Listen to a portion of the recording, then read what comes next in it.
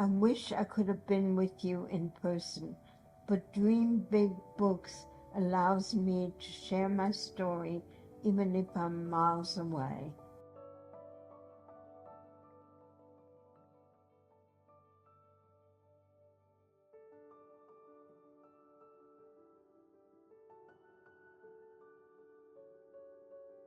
My older sister Leah and I loved playing outside, carefree in the garden across from our house.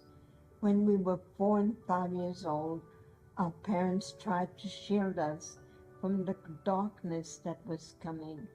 In 1937, we could feel a sense of change was looming over us like a dark cloud in the sky. As darkness descended over Germany, we knew the Nazi soldiers were bad people.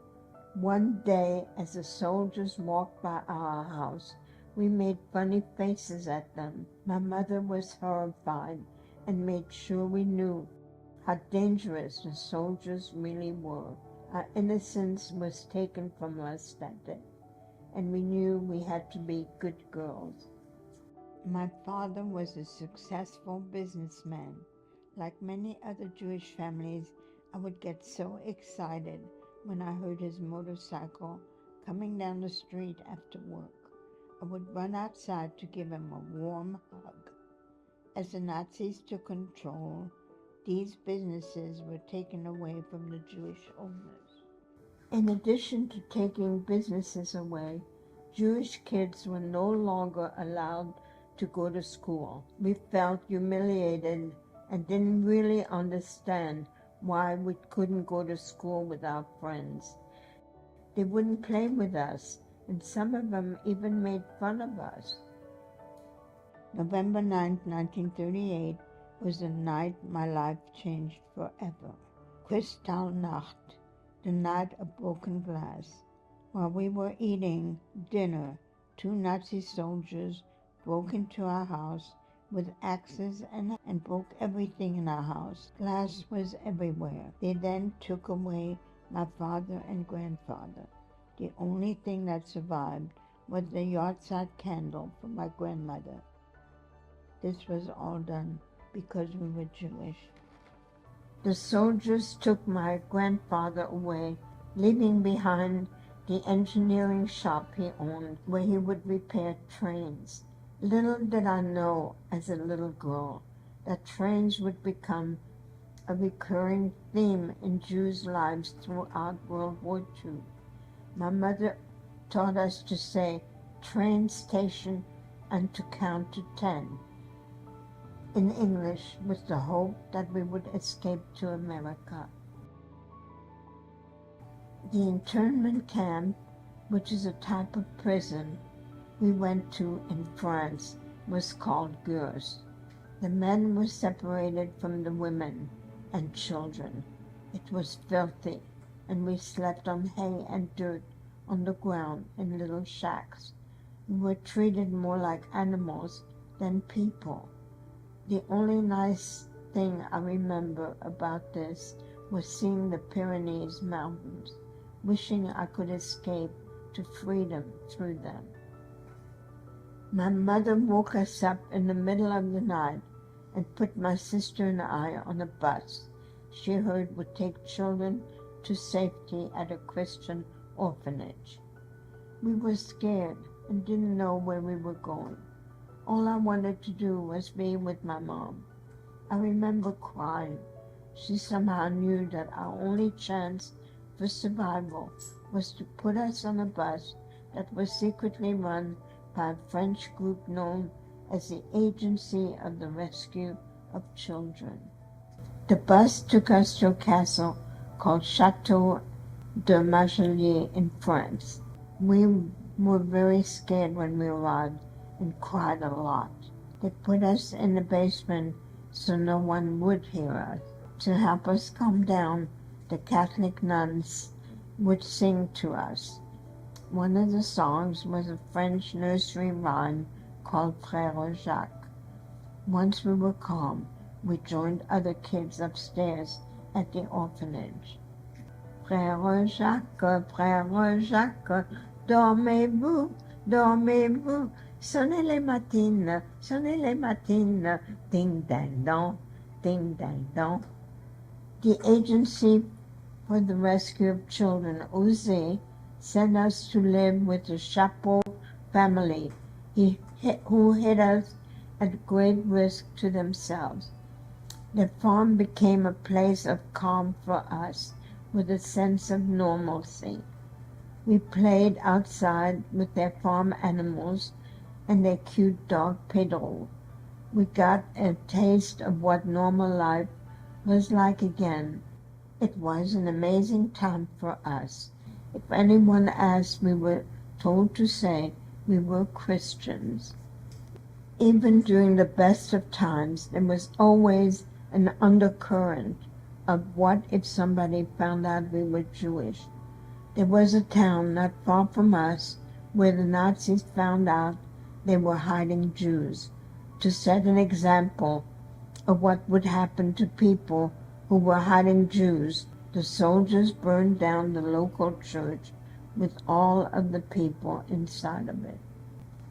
As the end of the war came near, our American relatives would send us candy and chocolate from their home in New York City. We were so happy to receive these packages. We eagerly shared the treats with everybody at the Saint Etienne orphanage. We started making plans to escape to our family in New York City. We had to get passports, tickets, and I was taught how to be Jewish again. I had to hide my religion and who I was for so long that I didn't remember the prayers. After several attempts to leave, we were finally able to stow away on a U.S. Navy boat to New York City. When we reached New York, there was a strike at the New York docks. The boat's captain was arrested for smuggling us into America, but he saved our lives. The famous artist, Marc Chagall, was on the boat with us, and he wanted a picture with me.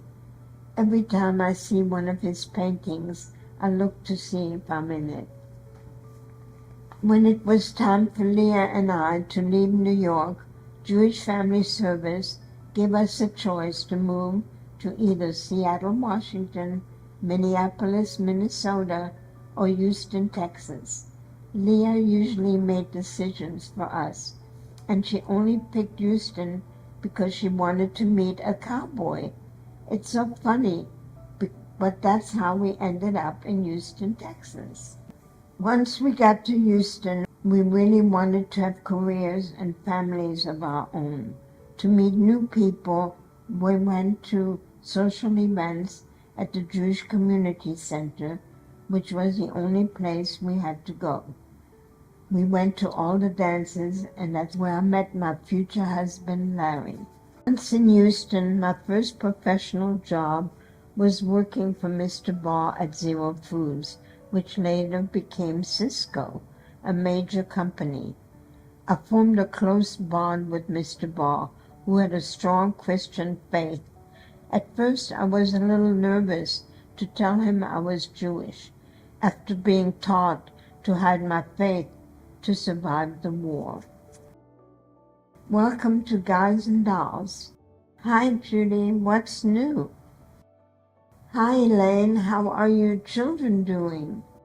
I started cutting hair and opened a hair salon called Guys and Dolls, while Leah worked at the Jewish Health Voice.